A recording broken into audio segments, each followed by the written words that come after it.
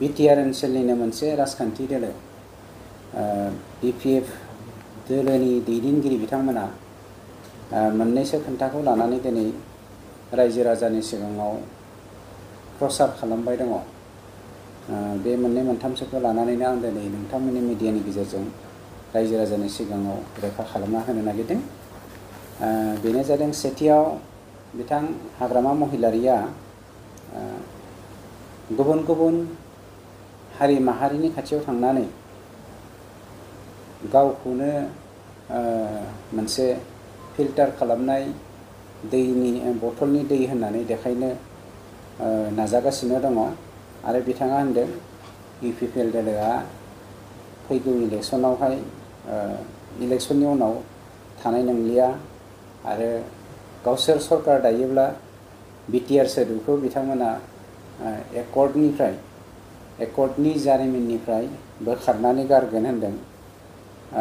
बेजों लोगोसे आरो गुबुन बाथ्रा दङ। आं बे मोननैखौ लानानै बुंग्रोनो नागिरबाय। भारतीय जि संबिधान बे संबिधाना ओरैबायदि संबिधान पृथिबीनि गासैबो हादोरफोरनि गेजेराव बयनिख्रुइबो देरसिन गणतन्त्र भारत हादर आरो बे गणतन्त्र भारत हादरनि संबिधाना ओरैबायदि स्ट्रं बेवहाय लैथोआव गबनाय मोस्रोम बायदि हाग्रामानि रावाव भारतनि जि गणतन्त्र बे गणतन्त्रआ दोरोदग्रा नङा एबा संबिजिदा मालाबाबो दोरोदग्रा नङा। दिनै बिटिआर सुक्तिया जादों कनस्टिटिउसननि मोनसे पार्ट।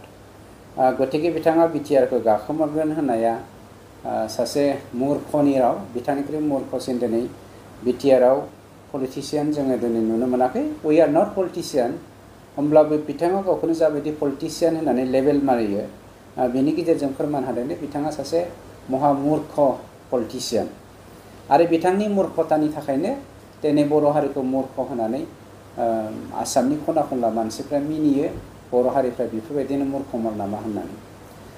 2 नम्बराव बिथाङा इउपिपिएल दोलोखौ फैगोन बारनिफ्राय गैया थानाय नंला होननानै बुंदों आरो बिटिआरखौ गाखोमोरगोन बा खोमोरगोन होननायजों लोगोसे आं मोनसे बाथ्राखौसो चेलेन्ज खालामदों। नोंथाङा नैबे एमसिएलए इलेक्सनसिम थांलायनो नाङा, एमपि इलेक्सनावनो नोंथांनि माबाखौ बिथाखौ दानो नाजाग्रो। बेनि उनाव एमसिएलए इलेक्सनाव फै। नोंथाङा सिगां सरकार दानो नाजाग्रो। सरकार दानो नाजानायनि उनाव इउपिपिएल दोलोखौ फोजोबनो नाजा आरो बिटिआर सोदोबखौ जारिमिननिफ्राय जोंनि संबिजिरा सोदांनानै होनाय जा आयेन बे आयेनखौ गाखोमोरगोन होननानै नोंथाङा बुंनो आवगायबोबानो जाबाय। 3 नम्बराव बेयाव बिथाङा मोनसे बाथ्राखौ होनदों। दिनै मानव गेदेर प्रमद बर' बिथांनि दैदेननायाव बिटिआर हालामाव ठिकादारफोरा बाहेरनिफ्राय फैनानै जोंनि थाखा फैसाखौ लानानै थांजोब्बाय होननानै बुंनो नागिरदों। प्राय 90% ठिकादारफ्रा बाहेरनि, 10%ल' ठिकादारफ्रा इसिंनि होननानै बुंनो नागिरदों। आरो बिथाङा बुंबावदों ठिकादारफ्रा बाहेरनि थाखायनो बाहेरनि मानसिफ्रा जोंनि थाखाखौ लांजोबनायनि थाखायनो बाजारा डाउन जादों होननानै बुंदों। मोनसे खोन्थाया स्पस्ट' दिनै बिटिआरावहाय जोंनि थाखाय मिसइउज जायाखै। जाय मिसइउज जायैनि थाखाय कन्ट्रेक्टरफ्रा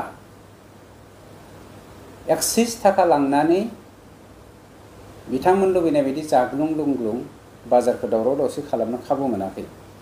बिथाङा जा बाजारखौ डाउन जाबाय होननानै बुंदों बियो स्पेसियेलि जौनि बाजारखौसो बुंदों, जुवानि बाजारखौसो होनदों, ड्राग्सनि बाजारखौसो होनदों, एन्टि ससियेल एलिमेन्टनि बाथ्राखौसो होनदों। जाय बाजारखौ जोङो दिनै मानव गेदेर प्रमद बर' बिथांनि दैदेननाया कमप्लिटलि फोजोबनो हानायनि लामायाव फैबाय। मानोना बे ड्राग्स, जुवा, जौ, मेला बेफोरनि बाजारखौ बिथाङा मानसि थोनै थोनै मोनसेनि उनाव मोनसे ग्रुप सोरजिनानै समाजखौ नस्थ' खालामनो नाजाबाय थादोंमोन।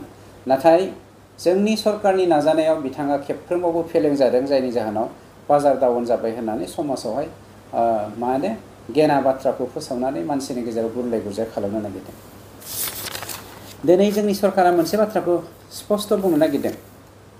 बिथांनि 17 बोसोरनि समाव बिटिआराव माब्लाबो बिपिएफ सरकारा रायजो राजानि जौगाथायनि थाखाय खामानि मावाखैमोन।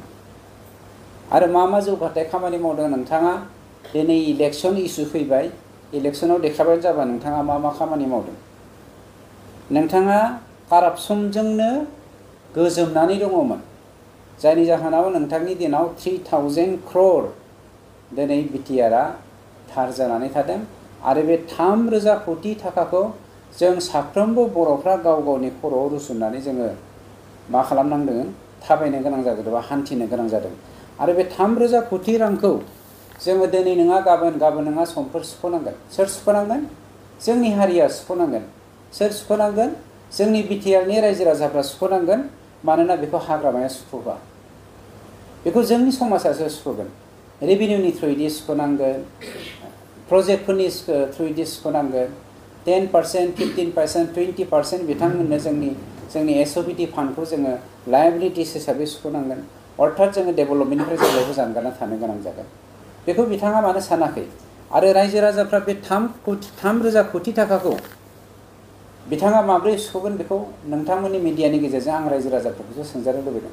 3000 crore जे जोंनि खर'आव बिथाङा बिबान हिसाबै थफ्ला गालांबाय, बेखौ सुख'नो रायजोफ्रा माजों सुख'गोन ना नोंथाङा सुख'गोन? बे कुइसनखौ नोंथांमोननि मिडियानि गेजेरजों रायजोफोरखौ सोंनो थाखाय आं सासे बड'लेण्ड हादरनि सुबुं हिसाबै, सिटिजेन हिसाबै बे कुइसनखौ खालामो।